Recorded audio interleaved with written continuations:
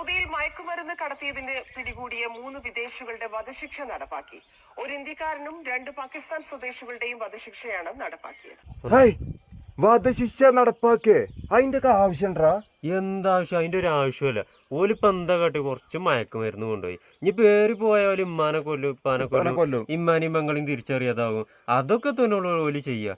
ആവശ്യമല്ലല്ലോ. അതിനൊന്നും വധശിക്ഷ നടപ്പാക്കേണ്ട ആവശ്യമല്ലേ. ഇനിയിപ്പോ ആ നിയമം ഇവിടെ വരണം, അങ്ങോട്ടും ഇങ്ങോട്ട് കുറെ ആൾക്കാർ കമന്റ് ചെയ്യും, അത് ഇഷ്ടപ്പെടൂല, അത് ചിലവർക്ക് ഇഷ്ടപ്പെടൂല. അങ്ങനത്തെ നിയമൊന്നും ഇവിടെ ആവശ്യമില്ലല്ലോ. ആവശ്യമില്ല. പാവം ചെക്കന്മാരെ വെറുതെ കുറച്ച് മയക്കുമരുന്ന് കൊണ്ടുപോയിന് വധശിക്ഷക്ക് വിധിച്ചെന്ന് പറയുമ്പോ അതൊന്നും ശരിയാവൂല കേട്ടോ. ബാക്കിയും കൂടി ഒന്ന് കേട്ടോ. രാജ്യത്തെ ലഹരി മുക്തമാക്കുക, യുവതലമുറയെ ദിശാബോധമുള്ളവരാക്കുക, പൗരന്മാരുടെയും വിദേശികളുടെയും സുരക്ഷ ഉറപ്പാക്കുക എന്നിവയുമായി ബന്ധപ്പെട്ടാണ് നടപടികൾ. അല്ല കഥ. ഞാൻ ഒരു കാര്യം പറയട്ടെ, രാജ്യത്തിന് ലഹരി വിമുക്താക്കുക, അതാണ് ഇത്ര ഉദ്ദേശം.